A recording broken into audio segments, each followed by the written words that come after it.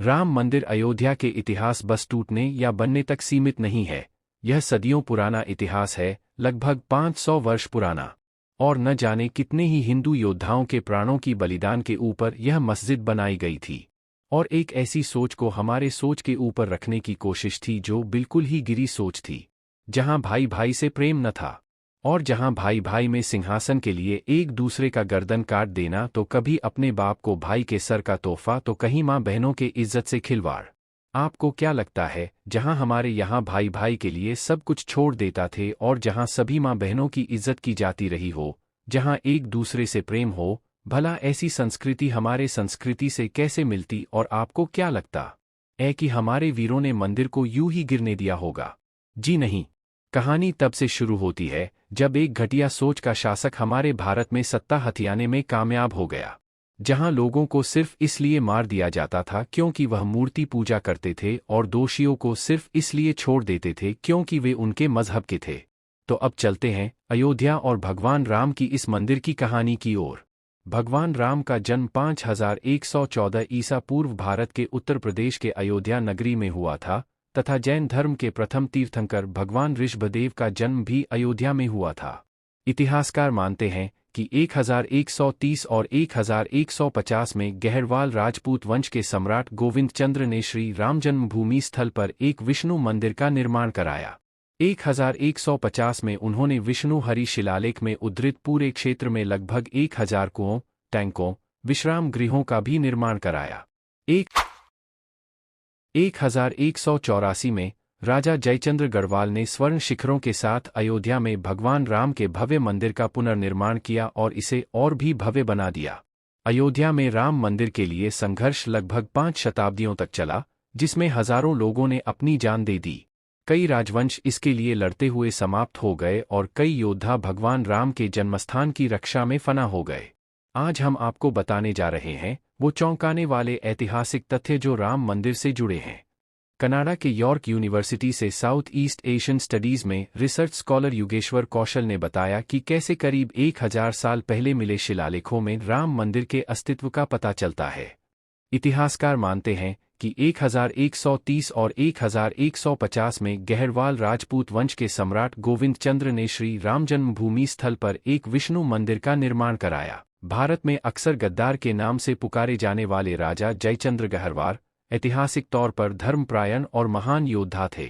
पृथ्वीराज रासो जैसे काव्य में कई बातें सही नहीं लिखी गईं और कुछ लोगों ने नफरती वजह से उनको गद्दार कहना शुरू कर दिया।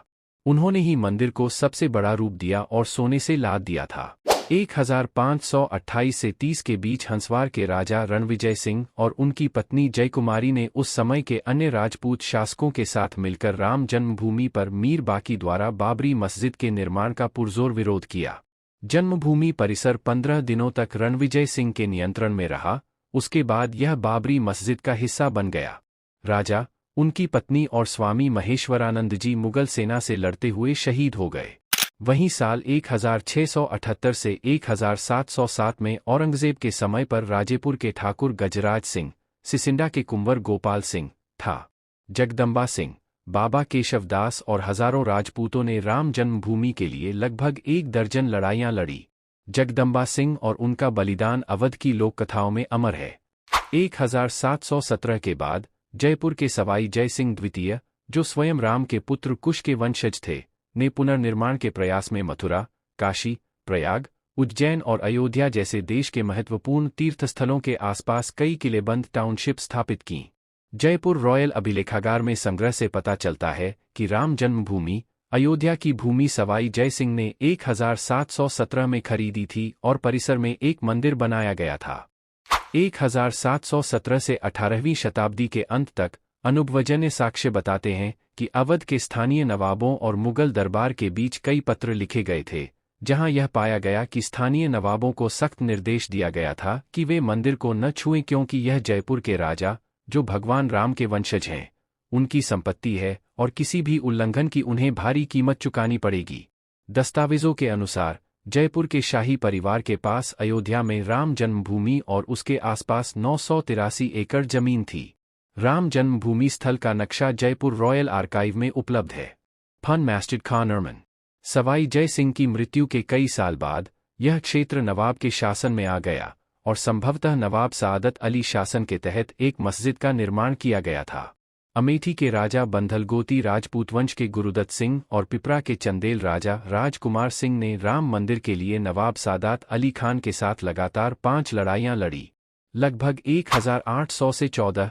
इन लड़ाइयों में उनके कई करीबी रिश्तेदार और मंत्री मारे गए।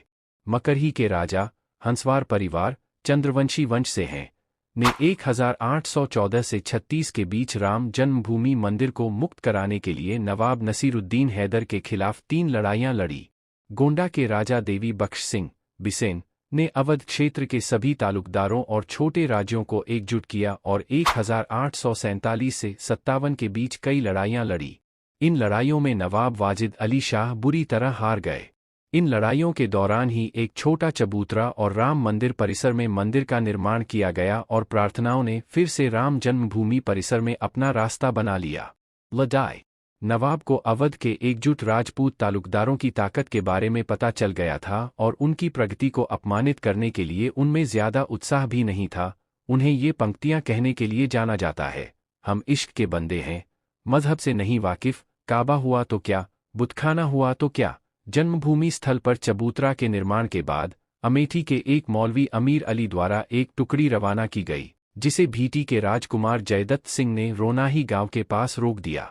उस स्थान पर एक लंबी लड़ाई लड़ी गई, जहां कई राजपूत सैन्य दल से लड़ते हुए मारे गए। साल 1853 आता है और पहली अयोध्या अयोध्या में दंगा होता है। इसके बाद 1857 में हनुमानगढ़ी के महंत ने मस्जिद के आंगन के पूर्वी हिस्से में एक चबूतरा बनाया। इसी चबूतरे को राम चबूतरा कहा गया। इसी स्थान को राम जन्मभूमि भी कहा गया।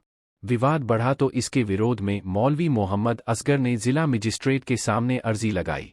पहली बार साल 1859 में मजिस्ट्रेट के आदेश के बाद मस्जिद में एक दीवार खड़ी कर दी जाती है।